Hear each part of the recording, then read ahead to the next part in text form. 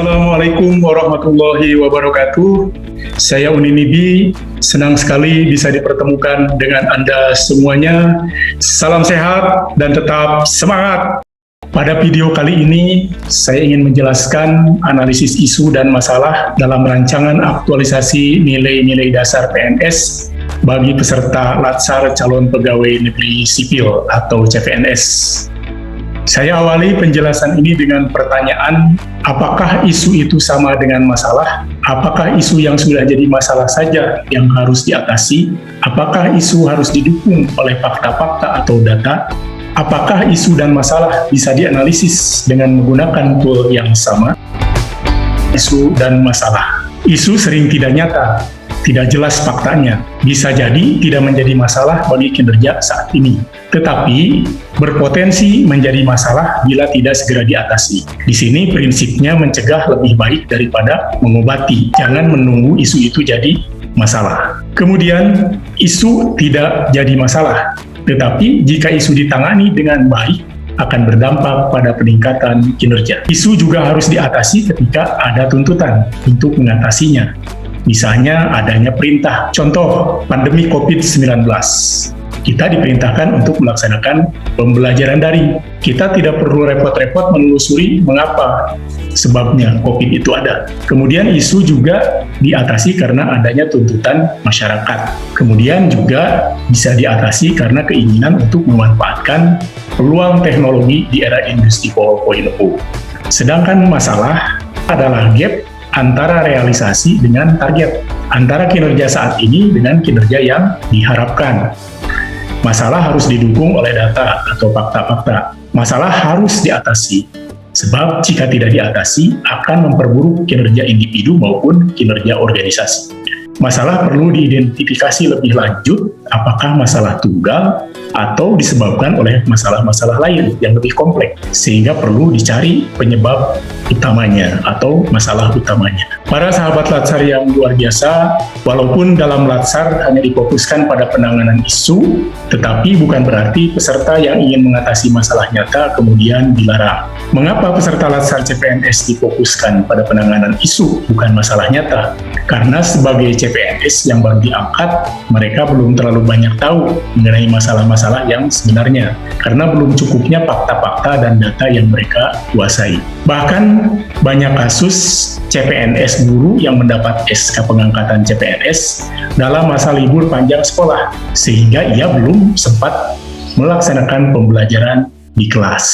Selanjutnya, para sahabat Latsar yang luar biasa, dengan mengenal isu dan masalah yang sudah kita bahas tadi, maka ada beberapa jenis tool yang harus kita ketahui dan kita kuasai penggunaannya.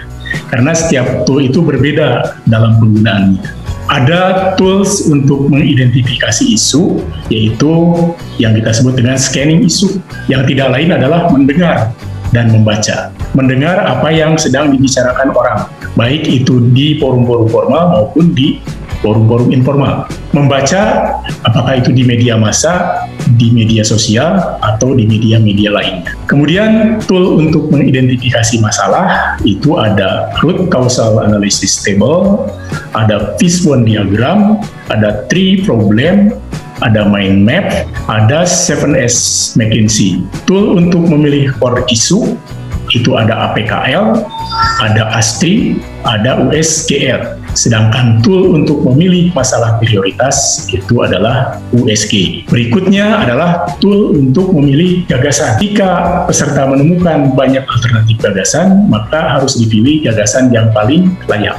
Tool yang umumnya digunakan adalah teknik tapisan dari McNamara. Kemudian juga bisa menggunakan SWOT analysis, SWOT analysis, dan Pottsville analysis. Perlu diperhatikan menggunakan tool analisis itu secara tepat. Setelah menguasai berbagai tool tadi, maka para peserta akan menggunakannya sesuai dengan apa yang ditemukan di tempat kerjanya masing-masing. Dalam hal ini, coach tidak boleh mengarahkan harus berapa isu yang teridentifikasi, harus berapa masalah yang harus teridentifikasi, harus tool apa yang digunakan.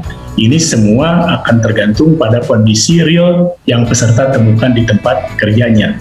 dan memilih tool yang tepat untuk analisisnya. Ada beberapa kemungkinan yang bisa saya sampaikan dalam video ini. Pertama, seorang peserta hanya menemukan satu isu dan dia memiliki satu gagasan kreatif. Peserta lain hanya menemukan satu isu di tempat kerjanya, tetapi dia memiliki banyak gagasan kreatif, sehingga gagasan kreatif itu harus dipilih. Kita gunakanlah misalnya teknik tapisan McNamara, sehingga akan diambil gagasan yang paling layak untuk diatasi selama 30 hari dalam masa aktualisasi di tempat kerja. Nah, peserta yang lain menemukan lebih dari satu isu. Tentunya coach tidak akan membatasi harus mengidentifikasi berapa isu, karena isu tidak bisa diundang, tidak bisa diciptakan, tergantung ketemunya berapa. Misalnya menemukan ada 3 isu, maka harus dipilih isu utamanya atau core isunya. Tool yang biasa digunakan adalah APKL atau ASTI. Nah, barulah setelah ketemu core isunya, kita menggagas sebuah gagasan kreatif untuk mengatasi isu itu. Seperti halnya tadi, jika terdapat lebih dari satu gagasan kreatif, maka harus dipilih gagasan kreatif yang paling layak dengan menggunakan misalnya McNamara SWOT analysis atau Field Post Analysis. Ini contoh tabel penggunaan PKL. Nah, dari contoh ini, misalnya isu B merupakan isu prioritas atau isu utama yang akan diatasi dengan gagasan kreatif oleh peserta. Di sini saya akan coba menyampaikan sebuah contoh isu, yaitu isu penyalahgunaan sisa obat di ruang anestesi.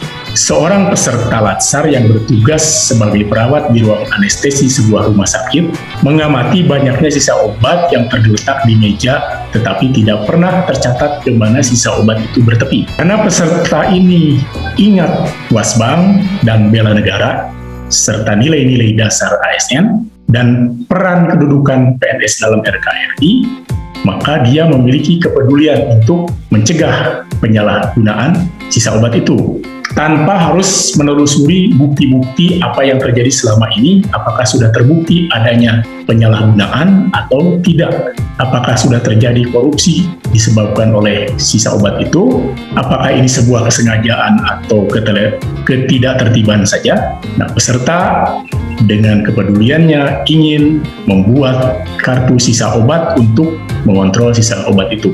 Gagasan itu kemudian dikonsultasikan dengan mentornya.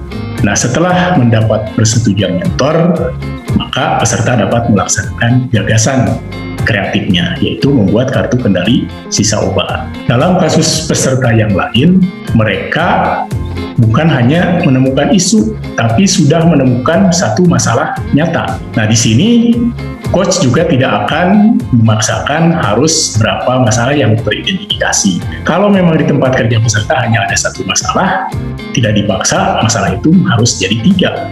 Peserta bisa saja di tempat kerjanya hanya menemukan satu masalah dan satu gagasan kreatif. Peserta lain menemukan satu masalah tetapi dengan banyak alternatif gagasan kreatif.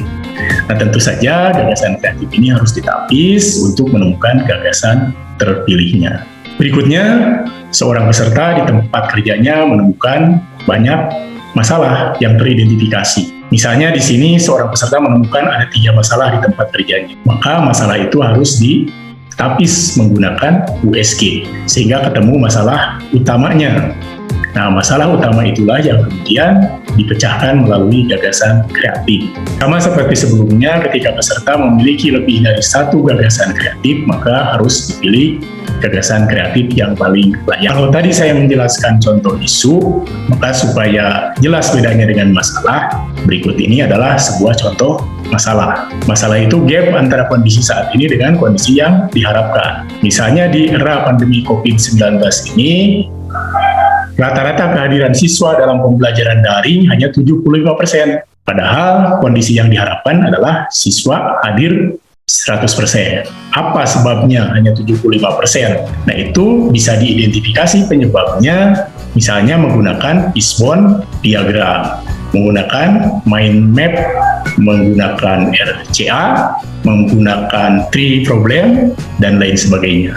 Tentunya bukan menggunakan SWOT, bukan menggunakan USG, bukan menggunakan APKL, bukan menggunakan SWOT analisis.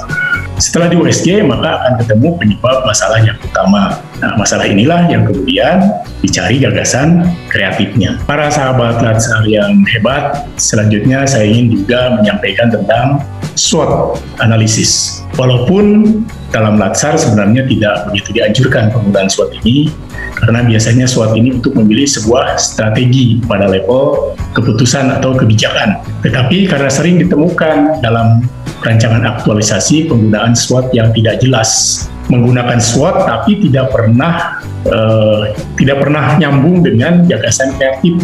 Dia membuat SWOT tapi gagasan kreatifnya tidak berdasarkan hasil SWOT analisis. Nah, SWOT ini adalah sebuah teknik untuk memilih strategi dengan pendekatan memperhatikan kekuatan atau strength, kelemahan, weakness, peluang, opportunities, dan tantangan atau tips yang dimiliki organisasi. Nah, ini perlu penjelasan panjang ya tentang SWOT ini. Tetapi pada akhirnya setelah melalui proses akan muncul 4 strategi yang bisa dipilih oleh peserta. Tergantung nanti hasil analisis ada di kuadran mana. Apakah ada di kuadran SO, ada di kuadran WO, di kuadran ST, atau di kuadran WT.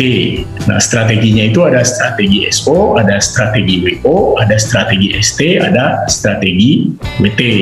Nah, itu gagasan kreatif yang, kalau menggunakan SWOT, berarti gagasan kreatifnya itu apakah SO, apakah WO, apakah ST, apakah WT.